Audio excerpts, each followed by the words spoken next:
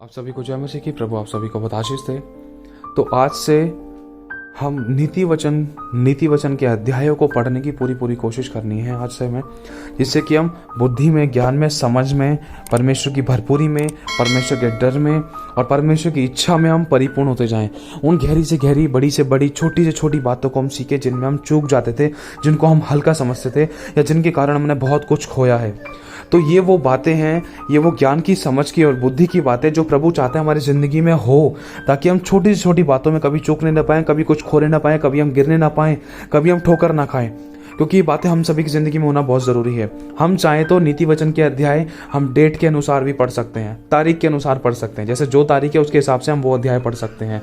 तो आज हम शुरू करेंगे, ठीक है। और नीति वचन के द्वारा मैंने बहुत आशीष पाई है, परमेश्वर ने मुझे बहुत कुछ सिखाया है और मैं विश्वास करता हूं जब आप नीति वचन पढ़ोगे या चाहे आप अलग से अपना बाइबल में पढ़ो तो वो भी बहुत अच्छा है। अगर आपके पास इतना समय नहीं, वैसे तो समय होना चाहिए हम सभी के पास प्रभु के वचन को पढ़ने के लिए, लेकिन अगर आप बहुत बिजी पर्सन हैं तो आप ऑनलाइन यूट्यूब पर भी आप नीति वचन के एक एक अध्याय को रेगुलरली सुन सकते हैं, जिससे कि परमेश्वर का आत्मा आपसे बात करे और बहुत कुछ आपको सिखाए, आपकी परिस्थितियों से बोले और बातचीत करे, आपको किस समय क्या, कब, किस तरीके से, कैसे क्या, किस तरीके से क्या करना चाहिए। तो परमेश्वर इन नीति वचनों के द्वारा आपको सिखाएगा। तो आइए अब हम शुरू करते हैं। हे मेरे पुत्र, यदि तू मेरे वचन ग्रहण करे और मेरी आज्ञाओं को अपने हृदय में रख छोड़े और बुद्धि की बात ध्यान से सुने और समझ की बात मन लगाकर सोचे। तो मतलब परमेश्वर इन दो आयतों में स्टार्टिंग में हमें बताना चाहता है कि प्रभु हमसे कह रहा है, आपसे और मुझसे कह रहा है कि हे मेरे पुत्र और मेरी पुत्री, मेरे वचन को अपने हृदय में रख छोड़। अगर तू मेरे वचन को अपने हृदय में रखेगा तो तुझसे पाप नहीं हो सकता, तू पाप के साथ हाथ नहीं मिला सकता। अगर तेरे हृदय की कुर्सी पर कोई अभिलाषा है, कोई बुराई है, कोई डाह है, कोई जलन है, कोई मतवालापन है, किसी प्रकार की कमजोरी है या किसी प्रकार का ऐसा कोई खमीर है जो तेरे हृदय की कुर्सी पर बैठा है, तो पाप से कोई बचा नहीं सकता। पाप तो होना ही है। लेकिन अगर हम प्रभु के वचन को अपने हृदय में रखें कि हाँ, परमेश्वर का डर मानने के द्वारा मुझे अच्छा जीवन मिलता है, मुझे बुराई में हाथ नहीं मिलाना है क्योंकि प्रभु को पसंद नहीं है। तो मेरे भाई और बहनों, लिखा है हमारे बारे में, प्रभु कहता है, हे मेरे पुत्र, यदि तू मेरे वचन को ग्रहण करे। अगर हम उसके वचन को ग्रहण करें और हम उसकी आज्ञाओं को अपने हृदय में रख छोड़ें, मतलब बाय हार्ट हमें याद हो, तुरंत हमें याद हो। अगर कोई पाप के काम में हाथ मिलाने के लिए कह रहा है हमसे, तो तुरंत हम प्रभु के वचन को अपने हृदय में से निकाल कर अपने मुंह से बोलकर उसको बता दें, नहीं भाई, मैं चोरी में, झूठ में, व्यभिचार में, गलत और गंदे कामों में, पूजा पाठ में मैं हाथ नहीं मिला सकता। और बुद्धि की बात ध्यान से सुने। अगर प्रभु के वचन हमारे हृदय में हैं तो ही हमारे मुंह से निकल पाएंगे। और बुद्धि की बात मतलब परमेश्वर की शिक्षा की बात अगर हम ध्यान से सुने और समझ की बात पर मन लगाकर सोचें, और प्रवीणता मतलब सिद्धता और समझ के लिए अति यत्न से पुकारें और उसको चांदी के समान ढूंढें और गुप्त धन के समान उसकी खोज में लगे रहें, तो हम परमेश्वर के भय को समझेंगे। लिखा है, तो तू परमेश्वर के भय को समझेगा और परमेश्वर का ज्ञान तुझे प्राप्त होगा, क्योंकि बुद्धि यहोवा ही देता है। ज्ञान और समझ की बातें उसी के मुंह से निकलती हैं। वह सीधे लोगों के लिए खरी बुद्धि रख छोड़ता है, जो खराई से चलते हैं उनके लिए वह ढाल ठहरता है। मतलब जो सीधे हैं, जो विश्वास योग्य हैं, जो अंदर भी पवित्र हैं, बाहर भी पवित्र हैं, जो अंदर बाहर एक से हैं, नम्र और दीन हैं, जो दूसरों का बुरा नहीं चाहते, तो जो दूसरे के ऊपर उंगली नहीं उठाते, ना ही दूसरे के अंदर कमी खोजते, और अपने मन को किसी प्रकार से बुराई में लिप्त नहीं करते, तो वो एक तरीके से वो सीधा व्यक्ति है, जो मतलब खुद भी पवित्र, भला और अच्छा जीवन जीना चाहता है, वरन दूसरों के लिए भी यही इच्छा रखता है और पवित्र परमेश्वर की आज्ञा का पालन करता है। तो प्रभु कह रहा है, वह सीधे लोगों के लिए खरी बुद्धि रख छोड़ता है, जो खराई से चलते हैं उनके लिए वह ढाल ठहरती है।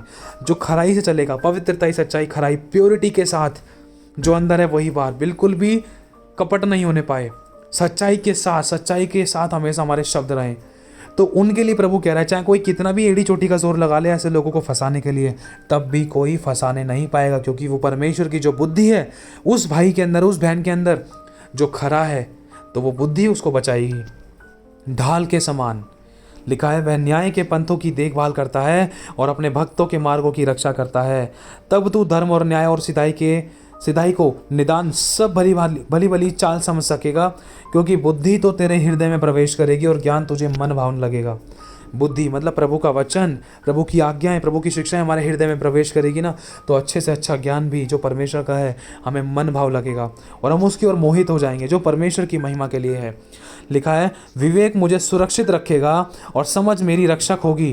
विवेक मुझे सुरक्षित रखेगा। विवेक मतलब कि हर एक व्यक्ति के अंदर एक विवेक है। विवेक मतलब जैसे कि हमें पता है कि क्या गलत है क्या सही है, चाहे भले ही हमने कोई शिक्षा नहीं पाई है, लेकिन इतना हमें मालूम है कि भाई चक्कू मारना गलत बात है, किसी की जान लेना गलत बात है, किसी की आंखों में आंसू लाना गलत बात है। मतलब ये चीज़ जो हमें एहसास कराती है उसे विवेक कहते हैं। और विवेक हमें सुरक्षित रखेगा, पाप करने से बचाए रखेगा, और समझ हमारी रक्षक होगी।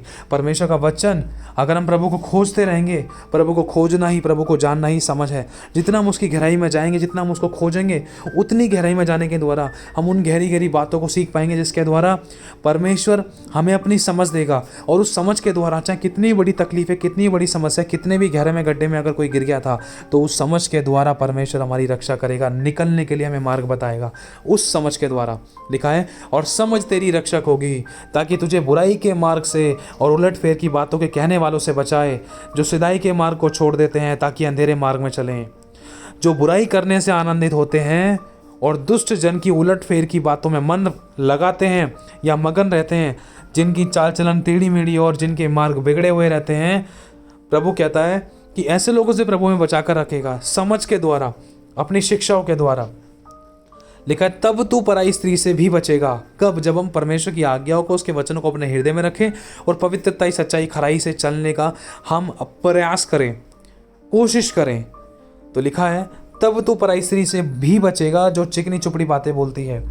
एक स्त्री के लिए, एक ऐसे पुरुष जो व्यभिचार से भरा हुआ है, एक पवित्र स्त्री जो परमेश्वर का भय मानती है, तो वो स्त्री अगर परमेश्वर का भय मानती है, प्रभु के मार्गों पर चलती है, तो वो व्यभिचार करने वाले पुरुष से बची रहेगी।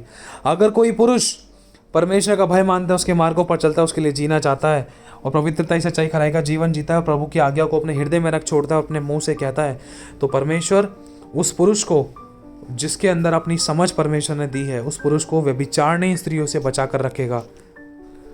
लिखा है, और अपनी जवानी के साथी को छोड़ देती है जो अपने परमेश्वर की वाचा को भूल जाती है। ऐसे लोग जो परमेश्वर के वाचा को भूल जाते हैं, जो अपने जवानी के साथी को छोड़ देती है, मतलब जो अपने पति को छोड़ देती है, या जो अपने पति को छोड़ देता है, जो अपने पति को छोड़ देती है, या जो अपनी पत्नी को छोड़ देता है।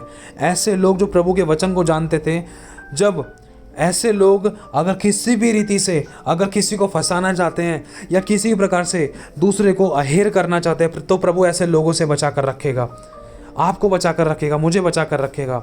और अपने जवानी के साथी को छोड़ देती है ऐसी स्त्री जो अपने परमेश्वर की वाचा को भूल जाती है, उसका घर तो मृत्यु की ढलान पर है। परमेश्वर आपको और मुझे ऐसे लोगों से, ऐसे व्यभिचार, ऐसे पाप के कामों से बचा कर रखेगा, कहीं हम उसके द्वारा मृत्यु ना पाएं। क्योंकि लिखा है, उसका घर तो मृत्यु की ढलान पर है और उसकी डगरें मरे हुओं के बीच पहुंचती हैं। जो उसके पास जाते हैं उनमें से कोई भी लौटकर नहीं आता और ना वे जीवन का मार्ग पाते हैं। तो भले मनुष्यों के मार्ग में चल। प्रभु कह रहा है, तू भले मनुष्यों के मार्ग में चल।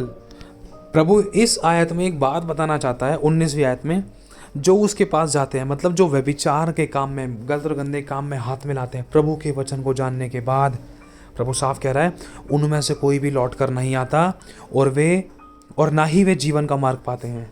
ये प्रभु के लोगों के बारे में प्रभु चेतावनी दे रहा है, बता रहा है, जो मेरे वचन को जान चुके हैं, मान चुके हैं, जिन्होंने मेरी शिक्षा को प्राप्त किया है, जिन्होंने मेरी चेतावनी को जाना है, जिन्होंने मेरी गंभीरता को देखा, जिन्होंने मेरी पवित्रताई को देखा है, तो वो लोग अगर पाप में, बुराई में, काम, गलत और गंदे काम में, व्यभिचार में, निकम्मी, व्यर्थ और ऐसे सब प्रकार की बुराई और पाप के कामों में, व्यभिचार से भरे हुए कामों में अगर हाथ मिलाते हैं, अगर ऐसी ओर जाते हैं, तो लिखा है, उनमें से कोई भी लौट कर नहीं आता और ना ही वे जीवन का मार्ग पाते हैं।